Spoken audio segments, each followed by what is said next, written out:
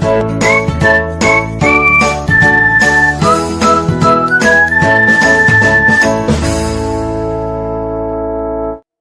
semua, kembali lagi berjumpa bersama saya Rina Handayani. Pada video kali ini saya akan menjelaskan mata kuliah ampuh yang saya bawakan di Universitas Sisingamangaraja 12, Fakultas Teknik, Program Studi Teknik Industri.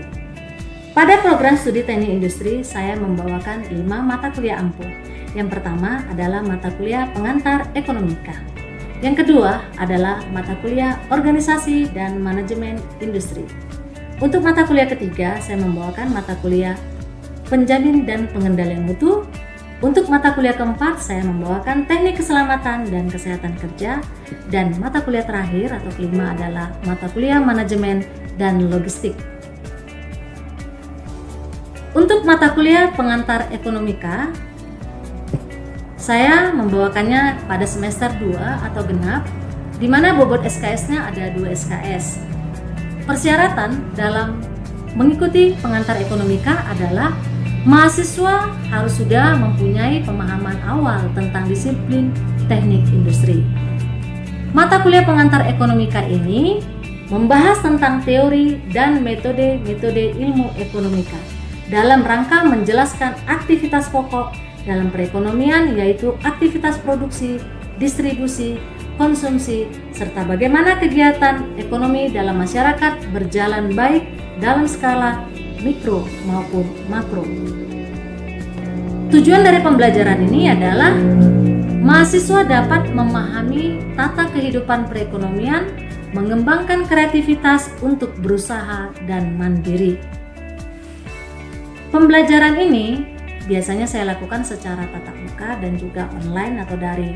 Tapi berhubung karena saat ini terjadi pandemi COVID-19, maka pembatasan pembelajaran tatap muka dan ada juga pelarangan untuk pembelajaran tatap muka, sehingga saya mengadakan pembelajaran melalui daring atau online, di mana untuk penjelasan dan diskusi saya menggunakan Google Classroom dan juga Zoom, dan untuk pemberian tugas dan juga pengumpulan tugas baik tugas tertulis maupun tugas video, UTS dan UAS, biasanya saya menggunakan Google Classroom.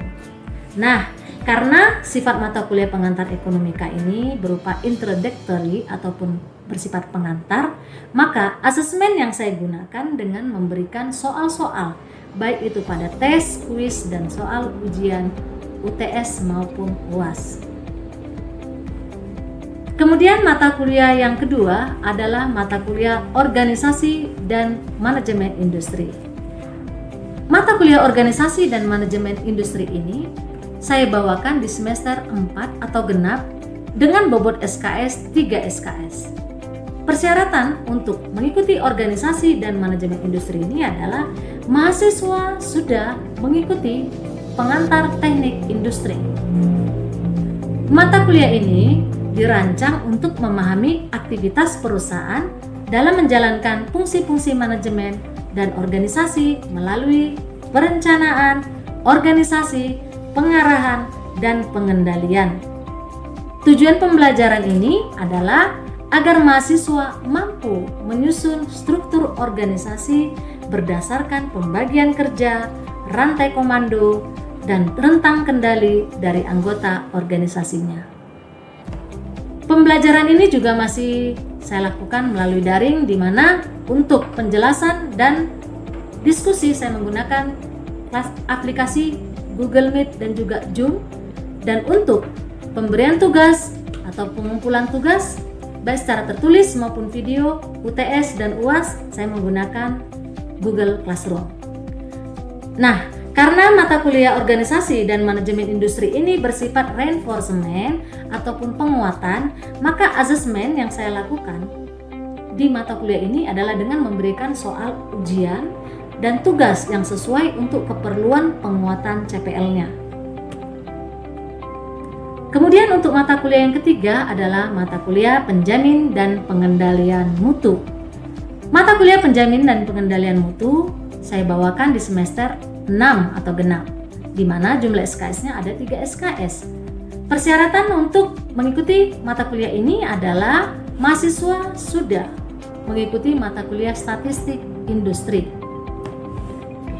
Mata kuliah ini dirancang untuk menjelaskan konsep proses pengendalian dan penjaminan mutu pada barang dan jasa pada sebuah perusahaan, dan juga diharapkan setelah mempelajari mata kuliah penjaminan pengendalian mutu ini, maka mahasiswa bisa memahami dan mampu menjelaskan konsep dan proses pengendalian dan penjaminan mutu pada barang dan jasa pada sebuah perusahaan.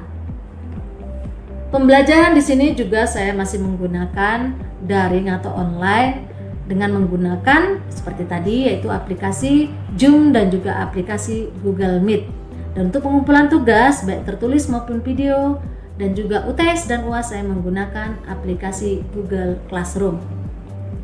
Oke, karena sifat daripada mata kuliah penjamin dan pengendalian mutu ini bersifat reinformation, yaitu maka asesmen yang saya lakukan adalah dengan memberikan tugas dan ujian UTS, UAS, dan juga adanya suatu laporan tugas praktek yang mahasiswa lakukan, ya, di mana mereka nantinya tugas ini adalah tugas akhir, kemudian mereka mengirimkannya melalui Google Classroom, boleh juga menjelaskannya melalui Zoom ataupun aplikasi Google Meet, seperti itu.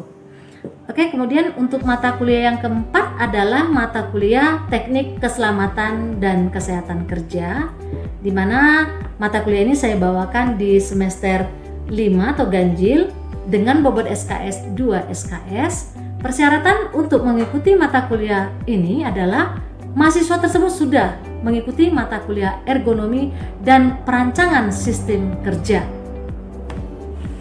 Mata kuliah ini dirancang untuk memfokuskan upaya pengenalan, pengendalian, dan pemantauan lingkungan kerja serta aplikasi dalam hal desain kerja, penserasian manusia dalam pekerjaannya, pencegahan kecelakaan guna tercapainya efisiensi dan efektivitas pelaksanaannya.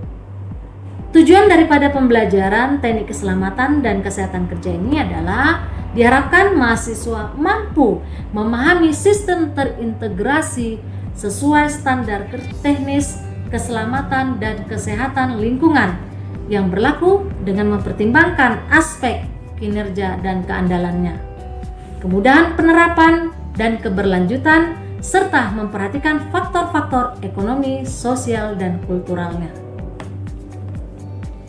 Pembelajaran ini masih juga saya lakukan melalui online atau daring, di mana seperti saya katakan tadi, untuk penjelasan dan diskusi kami membuka suatu ruang Zoom ataupun Google Classroom, kemudian untuk pemberian tugas, ya, dan untuk pengumpulan tugas baik secara tertulis dan video, UTS, UAS, saya menggunakan Google Classroom. Karena mata kuliah ini sudah tingkat evaluasi, maka asesmen yang saya lakukan melalui hasil rancangan yang dihasilkan dengan menggunakan rubrik perencanaan yang sesuai. Nah, ini nantinya yang akan dikumpulkan setelah akhir atau selesainya mata kuliah tersebut. Kemudian untuk mata kuliah kelima, yaitu mata kuliah manajemen logistik. Nah, mata kuliah manajemen logistik ini saya bawakan di semester 4 atau genap dengan bobot SKS 3 SKS. Persyaratan dalam mengikuti mata kuliah manajemen logistik ini adalah mahasiswa tersebut sudah mengikuti mata kuliah perencanaan dan pengendalian produksi, mata kuliah ergonomi dan perancangan sistem kerja, sudah mengikuti mata kuliah penelitian operasional, sudah mengikuti mata kuliah analisis biaya dan ekonomi teknik. Mata kuliah ini dirancang untuk memahami aktivitas perusahaan yang berkaitan dengan lokasi, fasilitas, transportasi, inventarisasi, komunikasi, pengurusan, dan penyimpanan barang. Adapun tujuan pembelajaran daripada manajemen dan logistik ini adalah mahasiswa dapat memahami pentingnya peran logistik, persediaan, dan rantai pasok, operasi pergudangan, dan sistem logistik agar bisa tercapai tujuan organisasi yang lebih efisien dan efektif. Pembelajaran untuk manajemen dan logistik ini masih juga saya lakukan secara daring, yaitu menggunakan Google Meet dan juga Zoom. Kemudian untuk pemberian tugas dan UTS dan UAS saya menggunakan Google Classroom. Nah, karena mata kuliah manajemen dan logistik ini ya memiliki tahapan introductory dan reinforcement, maka dalam asesmennya saya berbeda-beda.